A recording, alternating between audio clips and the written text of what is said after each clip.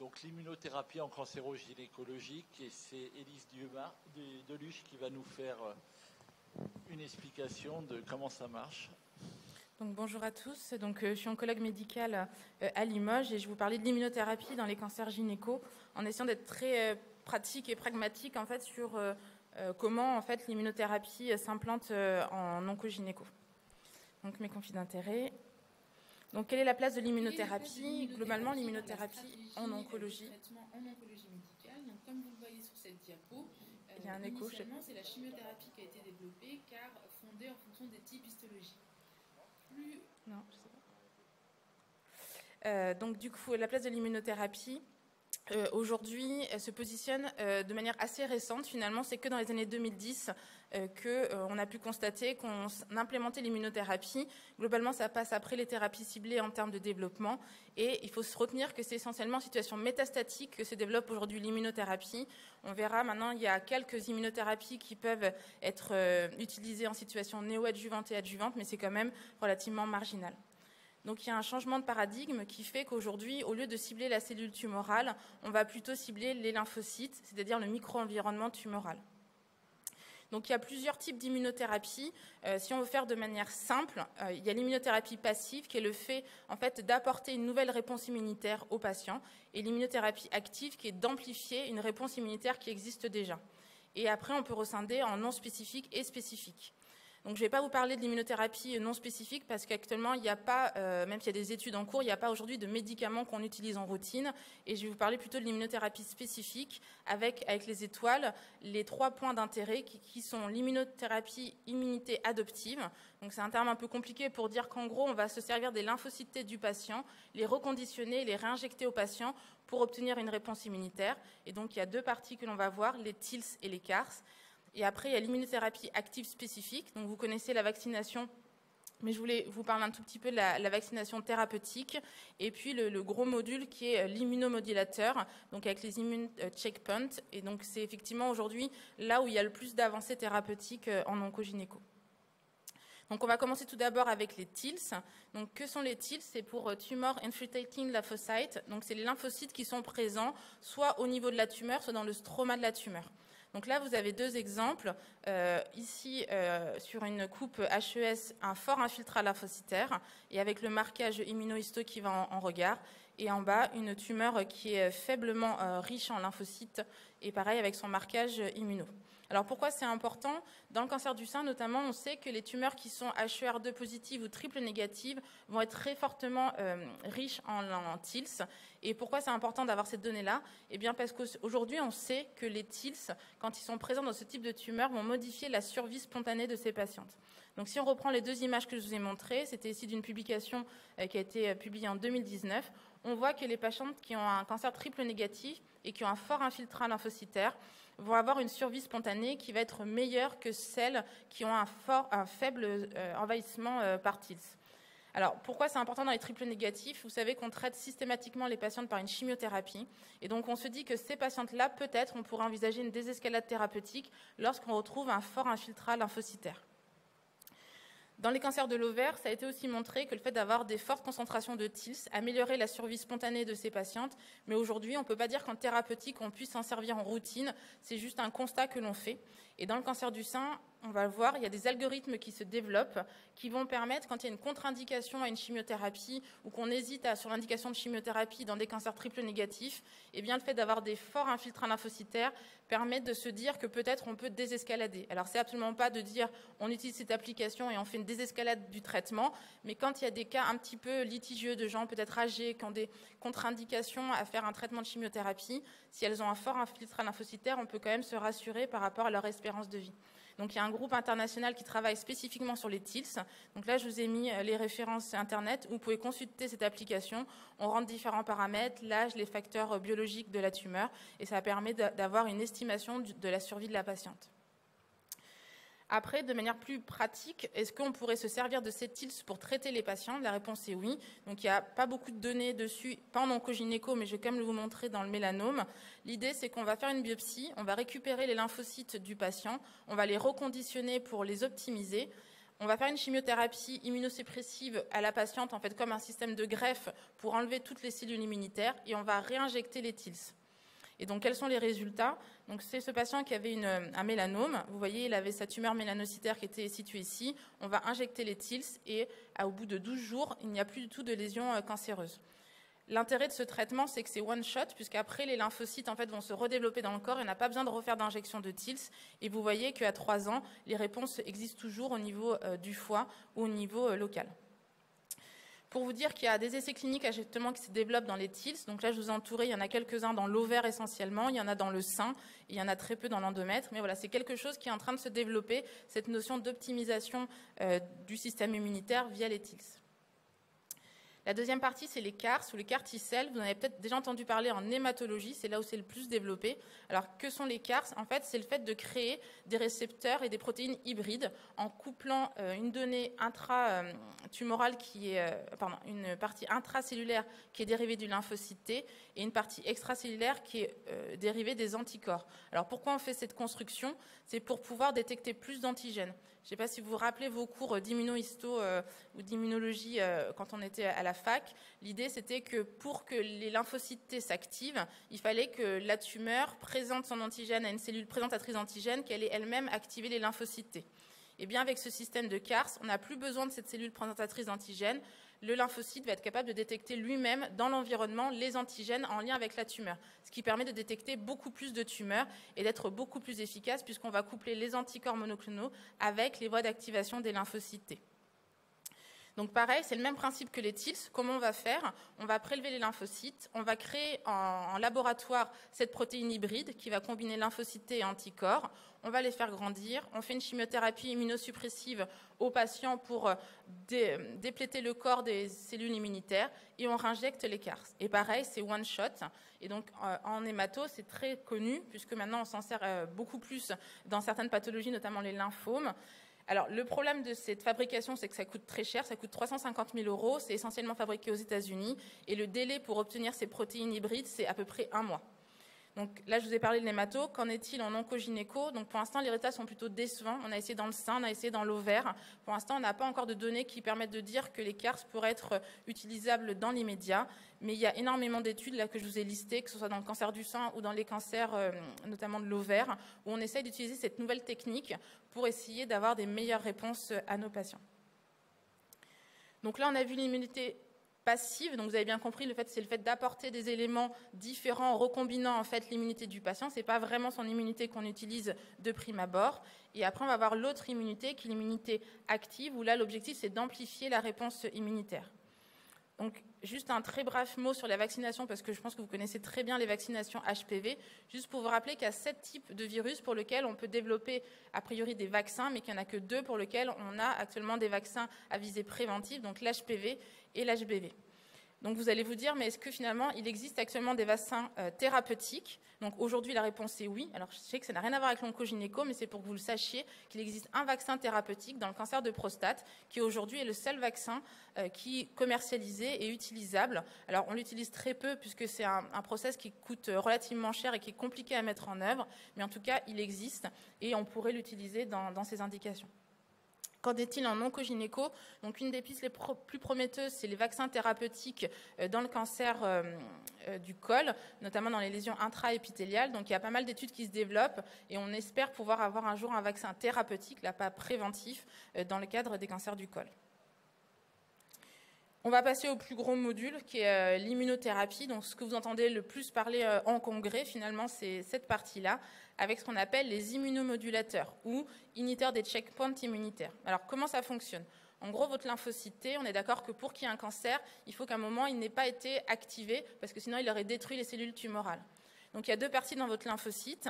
Il y a la partie qui est censée activer la destruction des cellules tumorales et une autre partie qui va empêcher de détruire la cellule tumorale. Et ce qui se passe, c'est quand le cancer se développe, il va suractiver en fait ce type de récepteur et du coup, le lymphocyte T va tolérer les cellules cancéreuses.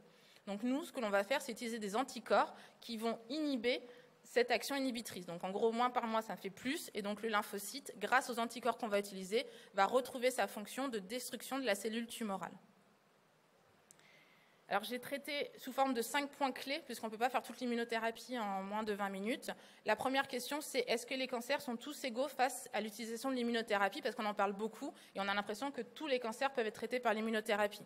La réponse est non. En fait, du côté gauche, vous avez les cellules tumorales, les cancers, pour lesquels on a la possibilité aujourd'hui d'avoir de l'immunothérapie et pour lesquels c'est très efficace. Pourquoi? Parce qu'il y a une charge mutationnelle qui est très importante. Alors, qu'est-ce qu'on appelle une charge mutationnelle? C'est le fait de pouvoir répondre à l'immunothérapie. Donc, il faut beaucoup d'antigènes dans le corps pour que l'immunothérapie soit efficace. Et à l'inverse, à droite, vous avez les cancers pour lesquels on va moins bien répondre, les cancers hémato, les glioblastomes. Et entre les deux, vous avez les cancers gynéco, avec le cancer de l'endomètre, l'ovaire et le cancer du sein. Donc, on va regarder les différents cancers. Donc, aujourd'hui, pour l'instant, il n'y a pas d'immunothérapie dans le cancer de l'ovaire. Là, je vous présente l'étude Néopimbrov qui a été présentée à l'ASCO l'année dernière. En gros, en traitement néoadjuvant, avec notre carboplatine Taxol, on rajoutait de l'immunothérapie et on regardait quel était le taux de réponse complète quand on faisait l'intervention chirurgicale. Et donc, on a été globalement déçus, puisque les patientes qui avaient l'immunothérapie, elles avaient 74% de réponse complète, contre 70% de réponse complète quand on faisait l'intervention chirurgicale. Donc, 4% de bénéfice n'était pas très pertinent. Et surtout, en termes de PFS, il n'y avait pas de différence, 19 mois versus 21 mois. Donc aujourd'hui, si on retient, il n'y a pas d'intérêt à utiliser l'immunothérapie dans le cancer de l'ovaire, en dehors des essais cliniques qui peuvent avoir lieu. Maintenant, on va arriver sur toutes les études positives et qui ont changé complètement les pratiques en oncogynéco. On va commencer avec le cancer du col. Donc, c'est des patientes qui sont en première ligne métastatique. Donc, vous savez qu'on fait plutôt du carboplatine ou du cisplatine avec du Taxol. Et donc, dans cette étude Keynote, on rajoute du pembrolizumab. Alors, pour se retrouver en immuno, toutes les Keynote, ça veut dire pembrolizumab. Alors après, il y a 3000 numéros, mais ce n'est pas très important. L'idée, c'est de se dire Keynote égale pembro. Et donc, ces patientes, elles vont avoir du pembro avec de la chimiothérapie. Et qu'est-ce que l'on constate? Que ce soit sur la PFS ou sur l'OS, il y a une amélioration significative de la survie de nos patientes. Et ce, que l'on rajoute ou pas de l'Avastin, ce qui est pour nous une avancée et ce qui devient le nouveau standard. Alors le problème, c'est qu'aujourd'hui, ça n'est pas remboursé. On attend les remboursements, parce que vous allez voir qu'il y a plein d'études positives avec le pembro. Et donc le laboratoire MSD le fait par ordre de sortie des études. Et donc le col est le dernier, donc on espère l'avoir peut-être cette année ou l'année prochaine. Il y a un autre terme barbare, vous entendez peut-être parfois les oncologues parler, qui s'appelle PDL1 ou score CPS. Alors, qu'est-ce que c'est? Il faut savoir que sur la tumeur, il y a des récepteurs qui s'appellent PDL1, qu'on retrouve sur la cellule tumorale et sur les lymphocytes T. Et l'idée, c'est que la cellule tumorale elle puisse matcher avec le lymphocyte T. Donc, qu'est-ce qu'on va faire en immunohisto? On va essayer de détecter si ce récepteur est exprimé ou pas. C'est ça qu'on va détecter quand on dit qu'on recherche PDL1 sur la tumeur. Le score CPS, c'est un peu plus compliqué. En fait, on va regarder et la cellule tumorale et le lymphocyte pour savoir s'ils expriment le PDL1 et on va le diviser par le nombre de cellules tumorales viables. Et ça nous donne un score qui va dire plus il est élevé, plus le patient a de chances de répondre à l'immunothérapie. C'est ces fameux marqueurs qu'on demande à nos anapathes de rechercher. Donc là, bon, pour l'instant, on ne va pas trop s'en servir, mais c'était pour vous parler que dans le cancer du col, on n'a pas besoin de PDL1 et de CPS. Quel que soit le taux d'expression, eh bien, l'immunothérapie va être efficace. Maintenant, on va passer dans le cancer de l'endomètre, un nouveau standard pour la deuxième ligne, ou en tout cas pour tout patient qui progresse après un traitement par sel de platine. Là, on fait de l'immunothérapie associée à une thérapie ciblée qui s'appelle le lenvatinib, que l'on compare à nos chimiothérapies historiques, donc en gros des traitements qui n'étaient pas très efficaces. C'est des patients qui ne pouvaient pas être réopérés, pas réirradiés, et qui, après le traitement par sel de platine, on n'avait que des monothérapies de chimio. Qu'est-ce que l'on constate avec cette association immunothérapie et thérapie ciblée? Eh bien, qu'en termes de PFS et d'OS, pareil, on augmente la survie de ces patientes. Et donc, aujourd'hui, on l'a en accès précoce et on peut prescrire à toutes nos patientes qui ont eu un traitement par sel de platine, un traitement par lenvatinib et pembrolizumab, et ce, quelle que soit l'expression de PDL1 ou du CPS. Le problème, c'est que ça donne des toxicités très importantes. Vous voyez, en termes de grade 3-4, on est à près de 70%. Donc, c'est des nouveaux traitements qu'il faudra apprendre à gérer avec un taux d'interruption qui est à peu près de 20%. Cancer du sein, maintenant en néoadjuvant, pareil, Keynote égale Pembro. Donc, avec nos chimiothérapies en adjuvant, maintenant, on a le droit de mettre de l'immunothérapie par pembrolizumab. On opère nos patientes et on fait un traitement de maintenance par pembrolizumab. Pourquoi? Parce que ça augmente l'event-free survival avec un delta qui est de 7%, ce qui est énorme en traitement néoadjuvant. Et surtout, on commence à avoir un gap en termes de survie globale. Donc, chez des patients qui sont triple négatives, aujourd'hui, notre standard, c'est de rajouter de l'immunothérapie en néoadjuvant. Et donc, c'est important pour les chirurgiens parce que maintenant, dès 1 cm, on se pose vraiment la question de faire du traitement néoadjuvant pour que ces patientes aient accès à l'immunothérapie. Et enfin, dernier standard, vous voyez, énormément d'actualité l'année dernière dans le cancer oncogynéco en immunothérapie. C'est pour toujours cancer du sein, mais en première ligne métastatique. Pareil, associé à nos chimiothérapies, on rajoute de l'immunothérapie. Ça augmente la survie sans progression et la survie globale. Mais là, c'est là où il y a le gros bémol. Il faut qu'il y ait un score CPS qui soit supérieur à 10, c'est-à-dire qu'il y ait quand même des marqueurs de très bonne réponse à l'immunothérapie pour qu'on donne ce traitement. Donc voilà, en termes de survie globale, vous savez, la médiane de survie d'un cancer du sein métastatique triple nég, c'est autour de 18 mois. Et là, on passe à 23 mois. Donc c'est la première fois qu'on a une augmentation significative de la survie globale de ces patientes. Donc en résumé, est-ce que les cancers sont tous égaux? Non. Vous avez vu que, en gros, le cancer de l'ovaire, il n'y a pas d'immunothérapie. Le cancer du col, c'est en première ligne, mais il n'y a pas de remboursement actuellement. L'endomètre, c'est dès la première phase où on a fait des selles de platine. Et dans le cancer du sein, les recommandations aujourd'hui, c'est en néoadjuvant et en première ligne métastatique. Très très rapidement pour terminer, pour vous dire que l'immunothérapie, c'est des réponses spectaculaires et surtout des réponses qui vont être au long terme. Pourquoi? Parce que je vous ai dit, c'est l'immunothérapie active. Donc l'idée, c'est que c'est le système immunitaire du patient qui va prendre le relais. Ce qui veut dire que, alors on a beaucoup de retard en oncogynéco, mais dans le poumon, ils ont beaucoup cette expérience. Quand on arrête l'immunothérapie à 2 ans, eh bien, vous voyez que la réponse va continuer après l'arrêt du traitement. C'est-à-dire qu'on n'a pas besoin normalement de faire de l'immunothérapie au long cours. On n'en est pas encore là en oncogynéco parce que finalement, même si on a des réponses prolongées, on n'a pas encore des reculs de 4-5 ans pour dire qu'on peut arrêter l'immunothérapie. Attention aux pseudoprogressions. Vous allez voir, quand on fait de l'immunothérapie, on fait des scanners très régulièrement parce que dans les 12 premières semaines, vous voyez, la lésion qui est comme ça peut grossir. Ce n'est pas que le patient progresse, c'est juste qu'il y a un infiltrat lymphocytaire qui va arriver autour de la tumeur et qui va donner cette impression de progression. Comme vous le voyez, la taille, en fait, finalement, ne va pas changer en imagerie, mais va changer cliniquement.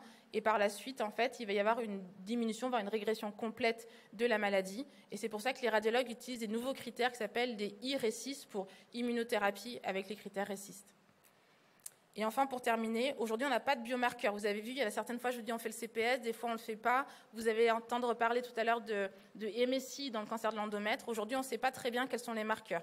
Soit on fait la charge mutationnelle, c'est-à-dire, en gros, la quantité d'antigènes qu'il va y avoir, c'est la fameuse que je vous ai montrée avec, à gauche, les tumeurs qui répondent bien, à droite, les tumeurs qui répondent mal. On peut utiliser les TILS dont on a parlé tout à l'heure pour le cancer du sein. On peut utiliser PDL1, mais je vous ai expliqué qu'il y a des immunothérapies qu'on peut utiliser sans PDL1, donc on ne sait pas très bien pourquoi. Probablement, il y a un rôle du microbiote. Aujourd'hui, il y a beaucoup d'études qui travaillent sur ça, notamment Laurence Witt-Vogel qui travaille sur cet impact entre immunothérapie et microbiote. Et probablement, le métabolisme aussi peut jouer sur la réponse à l'immunothérapie. Voilà, merci de votre attention. Je suis désolée, je suis allée hyper vite, mais c'est dur en 20 minutes de résumer l'immunothérapie. Merci, Élise. C'est vrai que c'était rapide. Il fallait que tout le monde soit concentré. J'ai une première question. Il y a énormément d'effets secondaires sous immunothérapie. Alors, il n'y a pas tant d'effets secondaires que ça. En gros, il va y avoir potentiellement graves et qui peuvent toucher des organes qu'on n'a pas l'habitude de gérer, les yeux. Alors effectivement, je ne vais pas parler du tout des effets secondaires. En gros, on va dire qu'à 90% de nos patients, ça va très bien se passer, il n'y aura jamais de problème. Et il va y avoir 10% des malades pour qui il va y avoir des effets secondaires graves parce qu'on va redévelopper le système immunitaire, donc ils vont faire des hypophysites, des colites immunologiques. Et donc c'est vrai que ça nécessite dans les centres d'avoir des référents qui connaissent par organe très bien l'immunothérapie parce que ça se traite avec des corticoïdes, par exemple des diarrhées, il ne faudra pas aller faire 10 000 prélèvements, etc. Donc c'est vrai que ça impose, quand on commence l'immunothérapie, d'avoir tout un réseau, les cardiologues, les dermatos, les néphros, enfin tous les organes sont concernés, les endocrinos, et c'est avec l'expérience qu'on apprend à ne pas s'inquiéter quand le patient va avoir une hypothyroïdie profonde s'il n'est pas symptomatique. Et ça nécessite, voilà. Mais globalement, les patients, ils revivent quand ils sont sous immunothérapie parce que c'est beaucoup mieux toléré que les traitements de chimiothérapie. Non, je voulais juste insister sur le fait que ça nécessitait des parcours soins un peu... il faut des experts, c'est-à-dire qu'on ne peut pas se lancer... et surtout, ça nécessite aussi la formation des urgentistes, parce qu'en fait, ceux qui arrivent en première ligne, c'est les urgentistes qui vont voir ces patients arriver avec des effets secondaires. Ils vont avoir l'impression de pouvoir gérer comme avec les anciennes chimiothérapies, alors que pas du tout. Donc c'est vrai que ce n'est pas que les spécialistes d'organes, c'est tout le monde qui est concerné, quoi. Merci beaucoup, hein, c'était vraiment très très clair. Est-ce qu'il y a des questions dans la salle ? Merci beaucoup, c'était super clair. Moi, j'avais une question. Est-ce que donc vous confirmez qu'il n'y a aucun marqueur? Parce que moi, régulièrement, on me demande le CPS dans le cancer du col. En fait, peu importe le taux de CPS, parce que pour nous, c'est vraiment très difficile. Entre 1% ou moins de 1%, c'est vraiment... Alors, dans l'AMM, pour le Pimbro, ça sera tout CPS confondu. Après, c'est vrai que nous, souvent, on le demande à nos anapathes pour se donner bonne conscience, entre guillemets. Non, pour se donner bonne conscience. C'est vrai qu'une patiente qui sera peut-être un peu fragile, avec des risques de toxicité, qui a un PDL1 négatif, c'est vrai qu'on va être peut-être un peu moins tenté que quelqu'un qui va avoir un PDL1 à 70%, mais il n'y a aucun rationnel dessus. Le problème, c'est qu'effectivement, on a eu aussi le dostarlimab avec les statuts MSI. Donc, on vous demande les MSI, on vous demande les PDL1, les CPS. Ce n'est pas les mêmes en fonction des organes. Donc, effectivement, les anapathes s'arrachent un peu les cheveux parce que ce n'est pas les mêmes critères. Et donc, les protéines MMR, pareil. Alors, maintenant, le MMR, vous le cherchez forcément dans l'endomètre pour des indications autres. Pour le col aussi, on me demande des fois pour l'immunothérapie. Donc, c'est pour ça que je pose la question. Alors, aujourd'hui, on ne l'a plus parce que l'invatinib Pimbro, en fait, c'est quel que soit le statut MMR. Avant, c'était pour le dostarlimab, on avait besoin de ce statut MSI. Mais je pense que ça apporte quand même des informations. Alors, il y a ce que nous, on aimerait parce que ça nous apporte des informations. Et après, ce qui doit être fait vraiment en routine à minima pour traiter les patientes. Et j'avais une autre question. Est-ce que le fait de faire, par exemple, de la radiothérapie, est-ce que ça potentialise l'effet de l'immunothérapie? Parce que ça provoque une inflammation quand même. Alors, en fait, il y a eu pas mal d'études, ce qu'on appelle l'induction immunologique. C'est-à-dire, les tumeurs, on parle des tumeurs froides et des tumeurs chaudes. En gros, les tumeurs froides, on peut répondre à l'immunothérapie et les tumeurs chaudes, beaucoup. Alors, on s'est dit, si on fait de la chimio néoadjuvante ou de la radiothérapie, ça va créer beaucoup d'antigènes et la tumeur froide va devenir chaude. Aujourd'hui, les études, elles sont plutôt négatives. On n'arrive pas aujourd'hui à créer cette immunité induite par la radiothérapie et la chimio. Mais en tout cas, le raisonnement est logique. Mais en tout cas, en oncogynéco, il n'y a pas d'études positives qui se diraient en faisant le traitement préalable, ça sera mieux.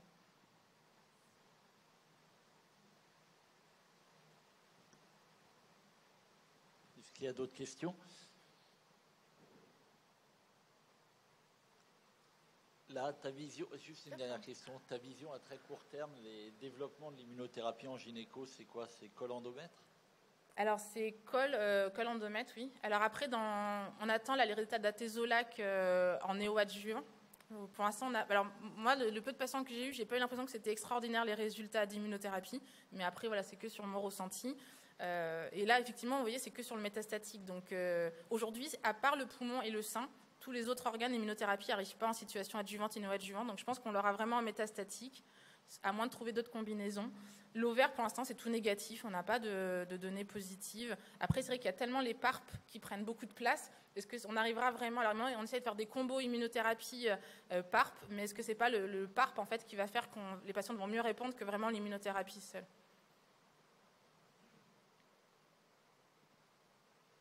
Merci beaucoup. Hein. Il y a une question. Il y a une question.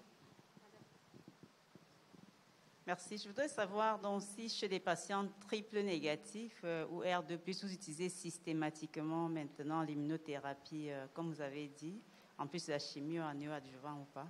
Alors ça fait, je crois, 1 mois qu'on a la possibilité de prescrire le Pimbro dans le cadre d'une ATU. Enfin, c'est vraiment tout récent.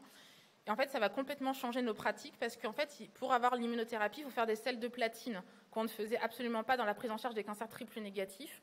Donc avant, on faisait EC, puis après Taxane. Et maintenant, il faut faire carbotaxol, qui est quand même assez lourd, et après de l'EC pour avoir l'immunothérapie.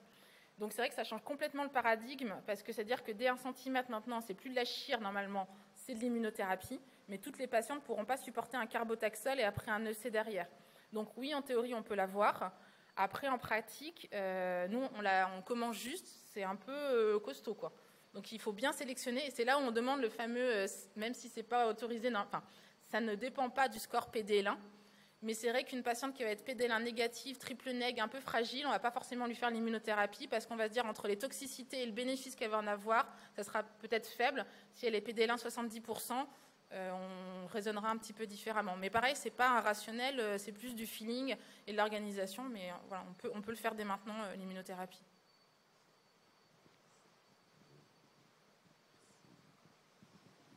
Merci beaucoup.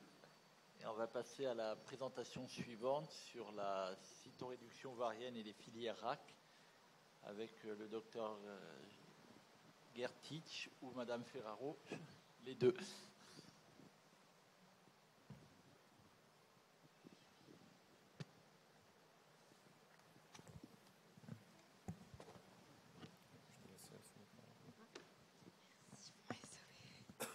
Bonjour à tout le monde. Merci au comité scientifique de nous avoir proposé ce sujet sur la réhabilitation améliorée après la chirurgie, qui s'éloigne malheureusement un peu de la session, donc qui est l'immunothérapie. Donc, je vous présenterai donc une expérience de notre service de gynécologie à Lyon Sud avec le concours de Sonia Ferraro, qui est donc notre infirmière référente en pathologie ovarienne. Alors, tout d'abord, est-ce que l'implémentation du programme RAC dans la cancérologie ovarienne est possible?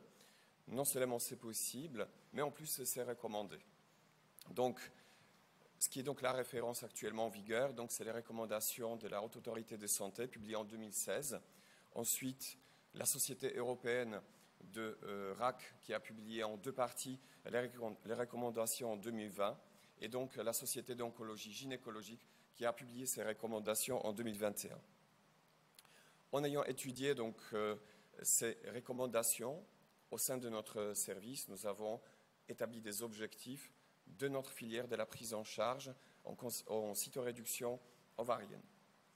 Nous avons fixé l'objectif suivant: parcours des soins structurés et une prise en charge globale de la patiente, rendre autonomie à la patiente au plus vite, améliorer le vécu de l'hospitalisation et rendre la patiente éligible à la thérapie adjuvante et bien évidemment la réduction de la DMS.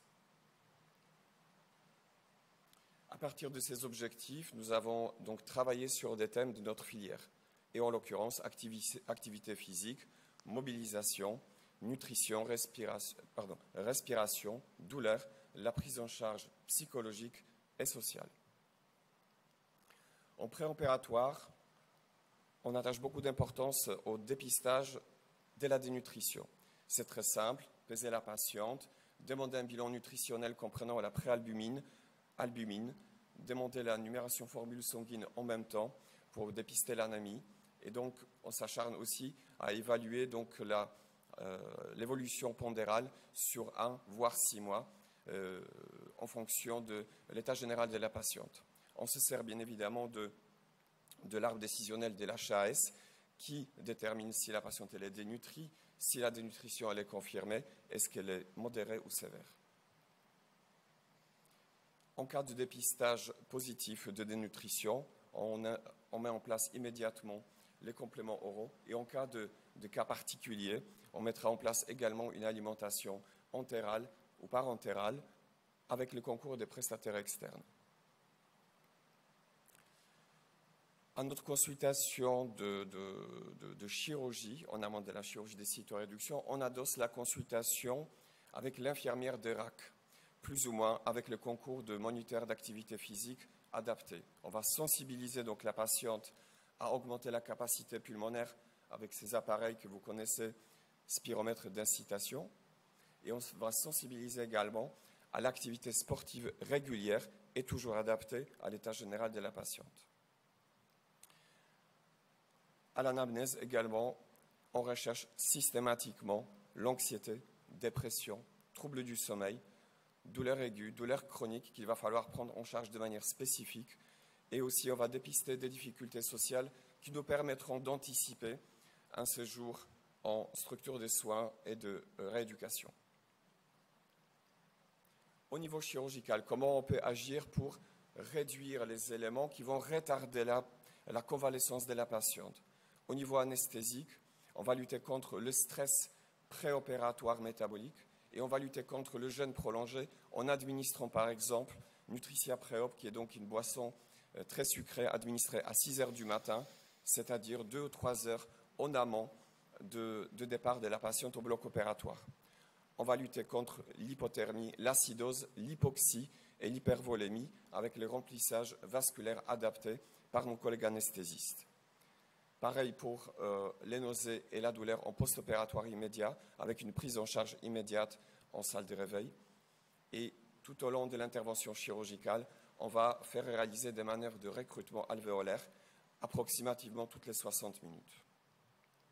Au niveau chirurgical, ce qu'on peut adapter éventuellement, c'est la longueur de l'incision de la laparotomie médiane. La pose de la sonde nasogastrique ne doit pas être systématique, mais si elle est posée, il faut privilégier donc le diamètre réduit pour améliorer le confort post-opératoire. Et on réalise des drainages adéquats sur mesure, de telle sorte que la patiente ne soit pas surchargée par les équipements. Pour ce qui est donc les carteurs autostatiques, il est recommandé, et nous on le fait, toutes les 2 heures, on change la position pour changer les points d'appui au niveau de la laparotomie médiane. Voilà l'exemple en fait, d'un compte rendu écrit sous forme d'un dessin qu'en nous transmettant au service de soins immédiatement, qui fait le résumé de la prise en charge chirurgicale et qui fait aussi un résumé très simple et succinct des appareillages, des drainages. Concernant la prise en charge post-opératoire, on a aussi construit notre prise en charge sur les mêmes thématiques que pour le préopératoire. Donc la priorité va être la mobilisation de la patiente. Sur le parcours patient, la patiente elle va passer de 0 à 4 jours en soins continus, mais le premier lever est préconisé à J0. On va d'abord essayer de l'asseoir au bord du lit, puis de l'installer au fauteuil.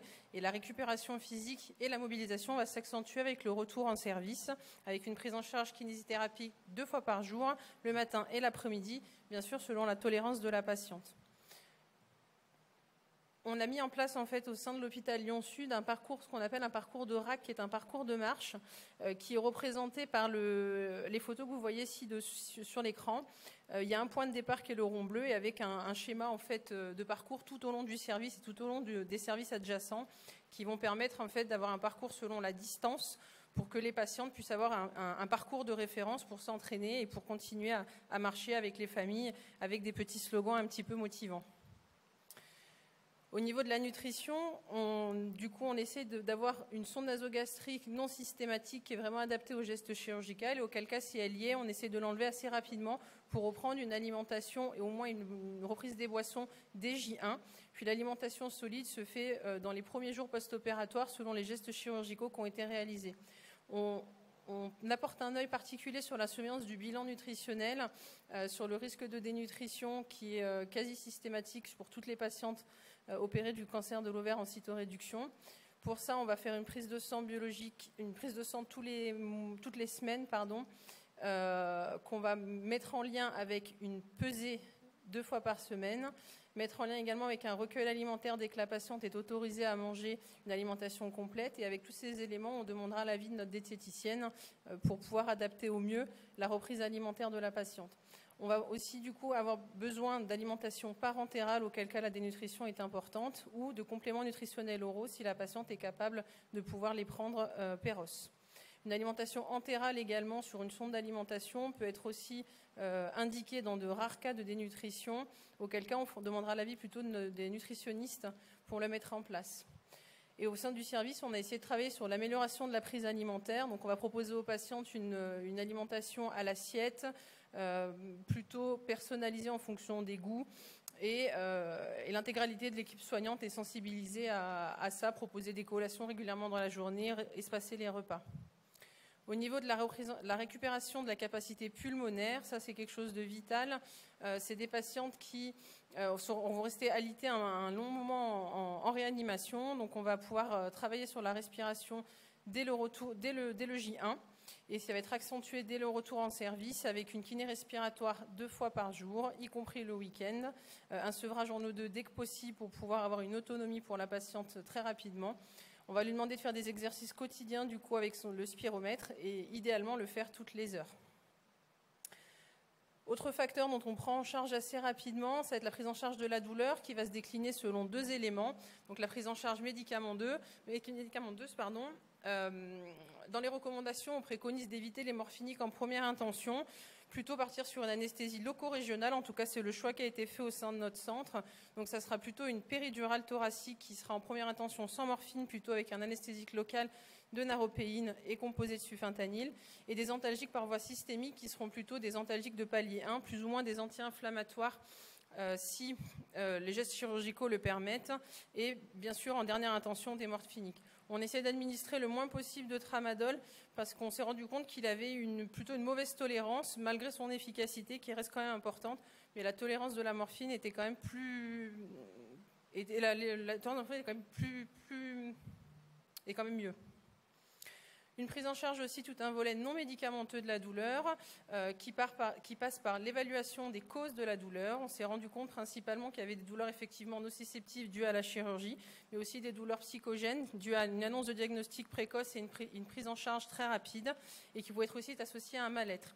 Donc on a mis en place plusieurs partenaires au sein du service, notamment des actions qui pouvaient être déjà plutôt locales avec l'équipe paramédicale sur la gestion des douleurs, d'utilisation du chaud ou du froid pour des douleurs plutôt localisées, le massage pour des douleurs plutôt musculaires. Puis on peut faire venir des intervenants comme par exemple l'ostéopathe qui va agir sur les douleurs posturales. Et pour tout ce qui va être les douleurs psychogènes, on aura bien entendu une prise en charge psychologique associée. Puis on peut faire intervenir une réflexologue, une acupunctrice et des praticiens qui pratiquent de l'AREST. On essaye aussi de faire venir une socio-esthéticienne assez régulièrement qui va plutôt travailler elle, sur le mal-être qui peut être source de douleur et qui peut majorer ce type de douleur. Donc la prise en charge va plutôt essayer d'être globale et adaptée à la cause de la douleur de la patiente. Toujours en post-opératoire, donc on va prendre en charge la patiente, y compris sur le plan psychologique. L'équipe paramédicale a été sensibilisée à la chirurgie en cancérologie et chirurgie complexe. On a un passage médical qui est effectué 2 fois par jour, voire plus si besoin. Une psychologue qui est bien sûr à la demande et à disposition pour les patientes. Et on anticipe le plus possible la sortie des patients, ce qui diminue au maximum leur anxiété. Sur le plan social, on essaie d'anticiper dès la consultation de la prise en charge à domicile, de savoir si la patiente veut aller en soins de suite et réadaptation ou plutôt retourner à domicile. Et puis on travaille en partenariat avec un prestataire, notamment le Prado, qui du coup va permettre de coordonner toutes les interventions à domicile, le passage de kiné, s'il y a besoin de soins infirmiers, etc. Et bien entendu, on anticipe le lien avec l'oncologue pour programmer la chimiothérapie dans un délai très rapide. Tout à l'heure, on a parlé qu'un des objectifs, c'est donc réduire la DMS. On s'est permis de faire une enquête sur 2 dernières années de notre activité où le rythme habituel d'activité, c'est 50 sites de réduction par an, dont 15 sites de réduction pour des récidives.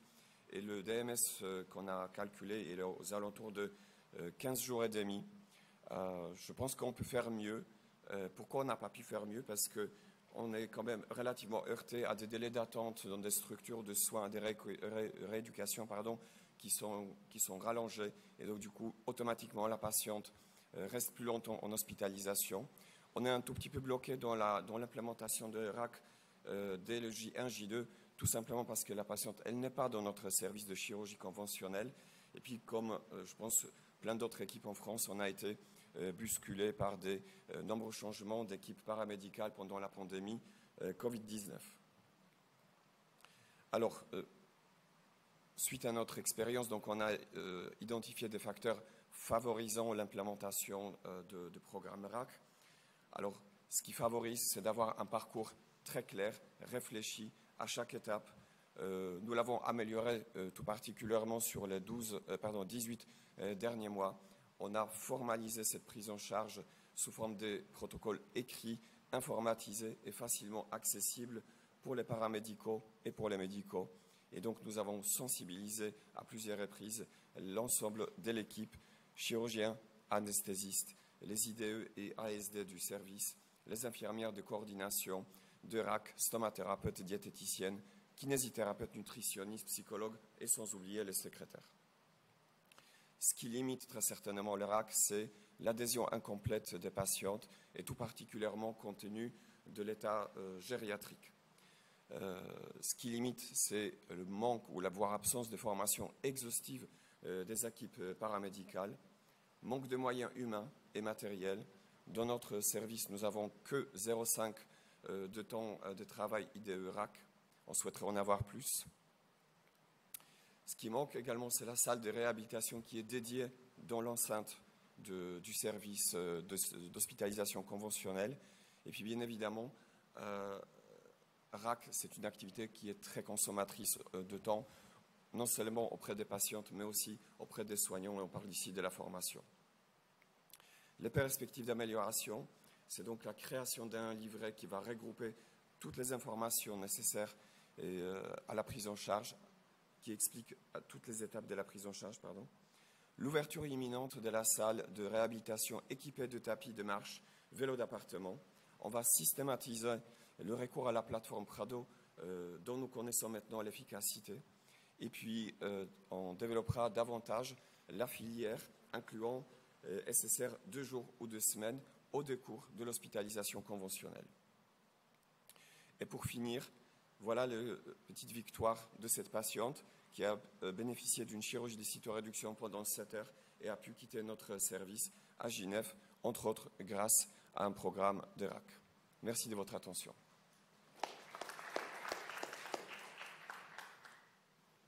Merci beaucoup de votre retour d'expérience et de la présentation. Est-ce qu'il y a des questions dans la salle ?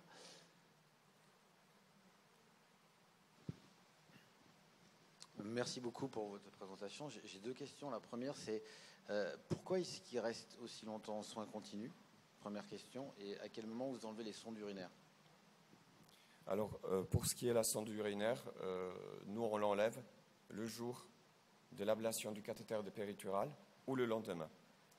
Et pourquoi donc 3 ou 5 jours en soins continus ?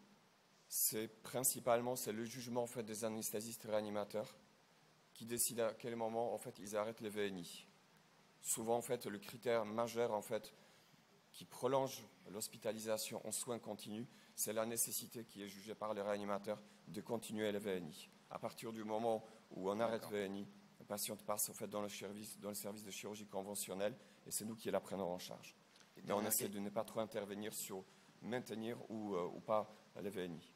D'accord. Puis il y a aussi, juste par rapport à ça, il y a un principe de réalité, c'est-à-dire qu'on a certains patients qui sont sortantes de soins continus, mais qui n'ont pas de lit disponible en chirurgie par les fermetures de lits. Et on se retrouve à avoir des séjours, malheureusement, qui durent parfois 5-6 jours, alors que la patiente est sortante de soins continus et ne nécessite pas un lit de soins continus, mais parce qu'on n'a pas la place de l'accueillir en chirurgie. Ça, c'est arrivé, ça a été majoré pendant la crise Covid, bien sûr, avec les fermetures de lits, mais c'est arrivé aussi. Non, je pense qu'on a tous les mêmes soucis de porte d'entrée, de porte de sortie. C'est le SSR derrière et avant.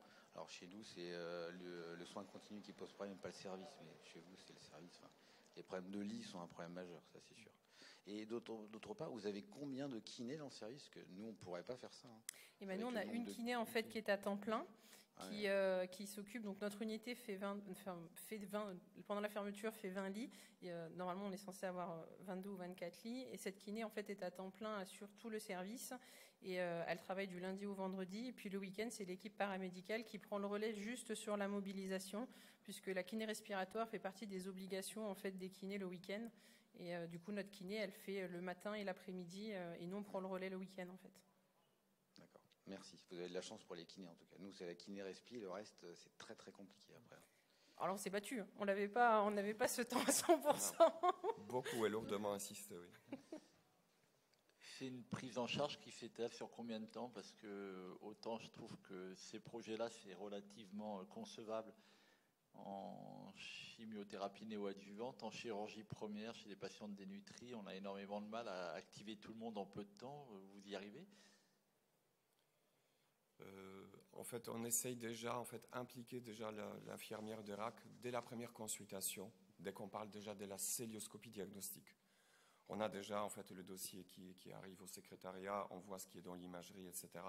Et on présente déjà à la patiente dès la première consultation de célioscopie diagnostique. Donc, si jamais la patiente elle est éligible à la chirurgie première, si c'était ça le sens de la question, dans ce cas-là, les choses sont déjà un tout petit peu anticipées. Mais en pratique, effectivement, le programme RAC, il est efficace quand il a une durée de minimum de 2 semaines. Et clairement, on ne positionne pas les patientes dans un délai inférieur à 2 semaines pour la chirurgie upfront. Et est-ce que ça a modifié, parce qu'il y a beaucoup de papiers qui sont sortis, votre politique transfusionnelle ? Parce qu'il y a un effet de plus en plus néfaste qui est reconnu aux polytransfusions dans la prise en charge du parcours soin d'une patiente cancéreuse. Et est-ce que ça a modifié votre politique? C'est-à-dire, est-ce que vous faites une politique systématiquement, dès que vous dépistez des anémies graves, d'injection de fer injecte ou de choses comme ça pour essayer de corriger On a une longue discussion avec les anesthésistes, effectivement. C'était des gros moments d'échange, effectivement. On est particulièrement sensible en fait pour les patientes qui sont en néoadjuvant où effectivement elles présentent en fait des toxicités. Souvent elles arrivent en chirurgie la veille. On fait plusieurs déjà contrôles sanguins, donc à J-7 et puis à J-1. On fait deux fois le contrôle pour ne pas passer à côté d'une thrombopénie un peu retardée. Mais pour ce qui est l'anémie, en fait, effectivement, on a entre guillemets l'indication facile de la transfusion pour les patientes qui ont une anémie à 9 ou 10 grammes en fonction du contexte. On demande de l'intervention chirurgicale. C'est un gros problème. On essaie de réfléchir avec nos oncologues aussi sur une politique plus systématiquement de détection plus précoce avec, je vous dis, des injections de fer injecte, voire d'utilisation de PO quand c'est envisageable pour éviter ces transfusions, parce que c'est pas l'idéal dans ce qui ressort à l'heure actuelle des données de la littérature. Nos collègues urologues, je pense au professeur Philippe Apparel, il utilise beaucoup le fer injecte. Et lui, c'est principalement de la tumorectomie rénale. Et il utilise énormément ça. Il dépiste ses anémies à la consultation. Et puis, il utilise beaucoup les protocoles de fer injecte. Et en tout cas, pour la chirurgie rénale, pour lui, c'est suffisant. Et il arrive à avoir une efficacité assez importante pour éligir à la chirurgie, quoi. En tout cas, bravo pour votre parcours, parce que pour moi, c'est vraiment une gageure de réussir à mobiliser autant de personnes en si peu de temps autour des patients. C'est vraiment une bagarre un peu contre nos habitudes de fonctionnement hospitalier en général. Est-ce qu'il y a des questions? Bonjour. Merci pour votre présentation. Moi, je voulais vous demander combien de temps ça a pris entre la mise en place du projet et le moment où c'est devenu réellement fonctionnel. C'est en permanente transformation, on va dire, ce protocole. On a encore des items clairement sur lesquels on va travailler. Ça fait à peu près 1 an et demi en fait qu'on a réellement commencé à formaliser les choses sous forme justement des prescriptions informatiques structurées, sous forme de protocoles. À J-1, qu'est-ce qu'on fait à en post-opératoire, immédiat, etc. Donc clairement les choses sont devenues très formalisées à partir de 12-18 mois.